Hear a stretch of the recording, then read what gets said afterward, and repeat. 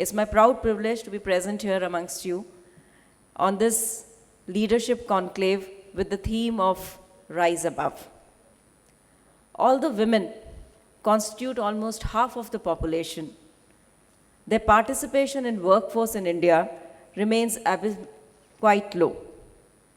Indian women contribute to just about 17% of GDP, which is one of the lowest in the world. The police department is no different. The percentage of women in the police force is just about 7.28%. And as we move upwards in the hierarchy, it thins down to almost insignificant levels. However, as women, we need to celebrate the fact that we are in much better position than our mothers and grandmothers. There's hardly any profession where women are not present. We have shattered all glass ceilings. And now it is time for us to rise above the glass ceiling. We, the women in this room, and the likes of us outside, need to don the mantle of leadership. Integrating leadership into one's core identity is particularly challenging for women who must establish a credibility in a culture that is deeply conflicted about whether, when, and how they should exercise authority.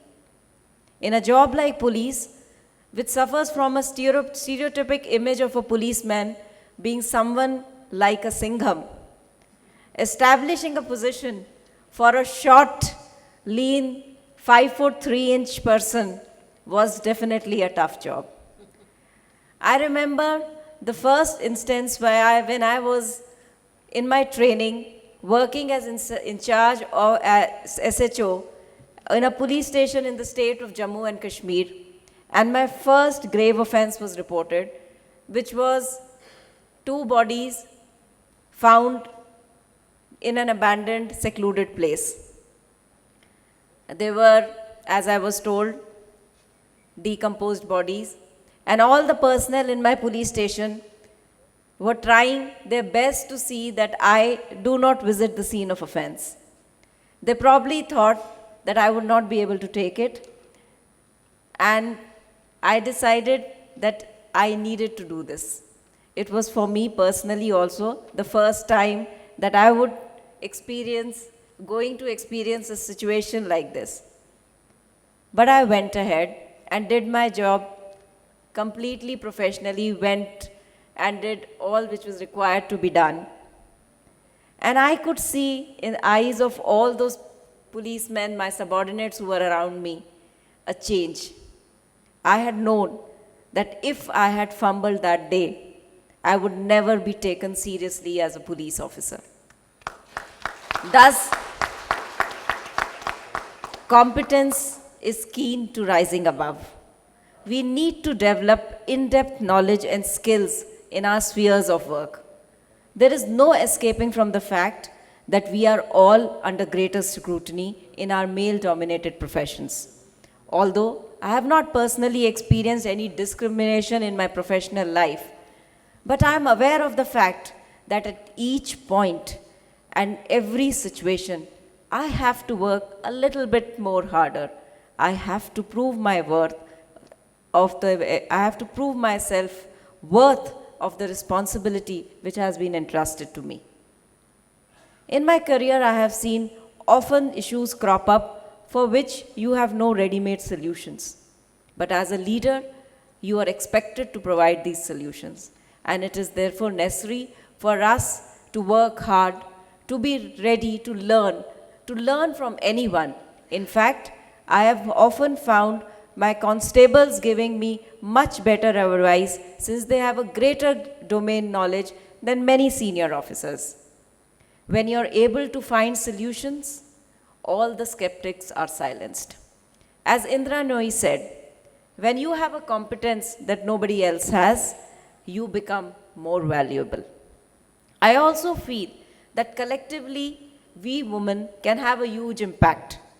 Traditionally, we have been taught to be competitive with one another, starting from wanting attention of a single man by both the mother-in-law and the daughter-in-law. But perhaps in the job sphere, this has been because of the lesser number of jobs at a higher level. It is clear that this strategy is not working.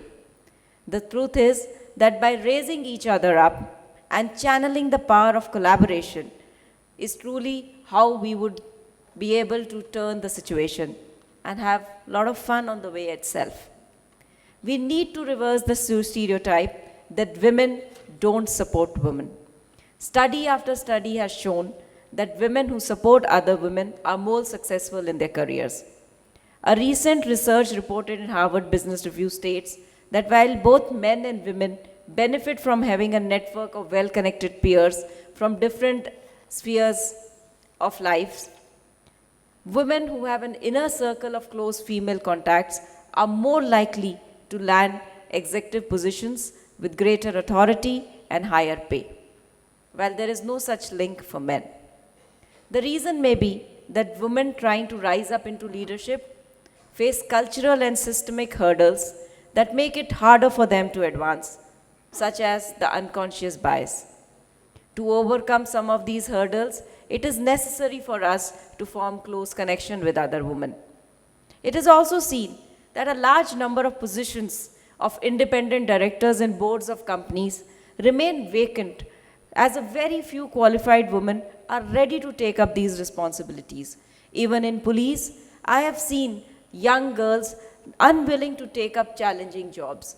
They are more comfortable sitting at the reception in the police station or doing the women-centric job of, taking a women prisoner or handling only women agitators. They do not want to go for patrolling duties or for guard duties or to do painstaking investigation. As women in the leadership roles, we need to nudge them, to encourage them, and to equip them with skills, both for their professional and personal development. We women often hesitate in asking for help.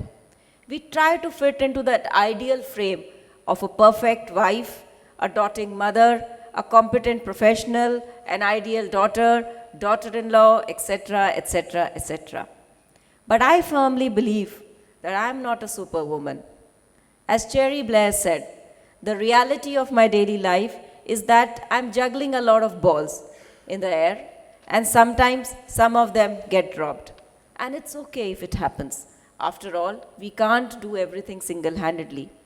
There have been times when I have not attended PTMs or the annual day celebrations of my children, or have not been home to probably even cut a birthday cake. But I have seen that the children adjust very well, and they are happy even if one of the parent is available. We need to build a circle of support persons, be it a spouse, a mother-in-law, parents, or even a good domestic help. We need to be a little less harsh on ourselves and believe that it's okay to say, I can't, or I don't want to do something today. Probably this is the starting point of true empowerment. We need to play on our strengths and develop on our weaknesses. The global survey says that the 9 leadership skills which are needed in leaders, women are better in at least 5 of them, like people development, expectations and rewards, role models, inspiration, and participative decision making. We need to leverage on these innate strengths. We also need to innovate and come up with initiatives which are new and exclusive. Today is the 5th anniversary of She Teams, and I cannot avoid talking about the She Team initiative taken up by the Telangana government 5 years ago. Who doesn't remember that chilly night of 2012, December in Delhi, when an innocent girl was raped on the roads of Delhi? And the kind of movement which it started, the need which required that women need to be safe in our public spaces to develop.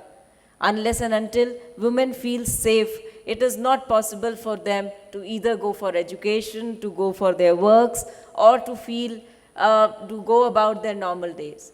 Therefore, safety and security of women is a priority of the government of Telangana, which resulted in creation of the SHE teams. I'm sure all of you are aware how SHE teams have been functioning and have created a sense of safety and security. Just the other day, the NCRB said that Hyderabad is the safest metropolitan in India. And we in Hyderabad city are committed to make Hyderabad as the safest city in the world. And together, I'm sure we shall be able to do that. We as women also need to learn to overcome and deal with any adversity. The road to success always has speed breakers. Just like any expert driver who negotiates the speed breakers on the road, we need to slow down and negotiate the roadblocks in our journey to success with skill and determination. As with the butterfly, adversity is necessary to build character. Take, for example, Serena Williams. She had blood clots in both her lungs at the same time. She underwent various tragedies and controversies. After she had won the 7th Grand Slam, she was written off by the critics, and they said she would never win another Grand Slam. Her count is 23 today.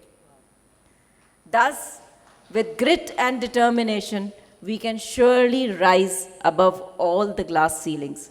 I would like to end with few lines from a poem, And I Still Rise, by Maya Angelou.